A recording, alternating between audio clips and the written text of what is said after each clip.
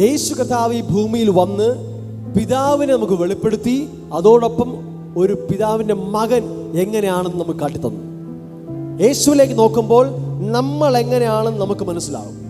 നമ്മൾ എങ്ങനെയാണ് ഈ ഭൂമിയിൽ ആയിരിക്കേണ്ടതെന്നും സ്വർഗത്തിലെ ദൈവം നമ്മെ എങ്ങനെ ആക്കിയിരിക്കുന്നു എന്ന് മനസ്സിലാവും. യേശുവിലേക്ക് നോക്കുമ്പോൾ ഒന്നുകൂടി മനസ്സിലാകും, പിതാവായ ദൈവം എങ്ങനെയാണെന്ന് മനസ്സിലാവും. യേശുവിന് പുറത്തൊരു വെളിപ്പാടില്ല, അതിനപ്പുറം ഒരു ഐഡന്റിറ്റി ഇല്ല. ഞാൻ അവനിൽ നിന്ന് ജനിച്ചവനാണ്, അവൻ എൻ്റെ പിതാവാണ്.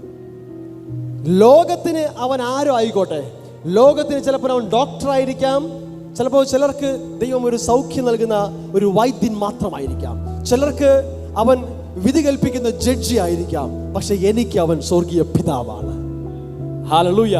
ഇതിനേക്കാൾ അപ്പുറം ഒരു കോൺഫിഡൻസ് എനിക്ക് വേണ്ട, ഇതിനേക്കാളും മറ്റൊന്നും എനിക്ക് പറയാനില്ല. ഞാൻ അവനിൽ നിന്ന് ജനിച്ചിരിക്കുന്നു. എത്ര പറയും ഞാൻ ദൈവത്തിൽ നിന്ന് ജനിച്ചിരിക്കുന്നു? ഹല്ലേലൂയ. ദൈവത്തിൽ നിന്ന് ജനിച്ച മകനും മകളുമായ നമുക്ക് ഓരോരുത്തർക്കുമുള്ള കോൺഫിഡൻസ് ഈ ലോകം അവനെ എങ്ങനെ കാണുന്നു എന്നല്ല, ഞാൻ അവനെ അപ്പ എന്നാ വിളിക്കുന്നത്. എൻ്റെ ഉള്ളിൽ വന്നിരിക്കുന്ന ആത്മാവും വിളിക്കുന്നത് അപ്പ പിതാവ് എന്നാണ്. അവൻ പുത്രത്വത്തിൻ്റെ ആത്മാവിനെ നൽകിയിരിക്കുന്നത്. അവൻ എൻ്റെ അടുക്കലേക്ക് വന്നത് ഒരു ജഡ്ജി ആയിട്ടോ, ഒരു കോർട്ടിട്ട വക്കീലായിട്ടോ, ഒരു പോലീസ് ഓഫീസറായിട്ടോ അല്ല. അവനൊരു അപ്പൻ്റെ ഹൃദയവുമായി വന്നിട്ട് അപ്പനെ നൽകിയവനാണ്.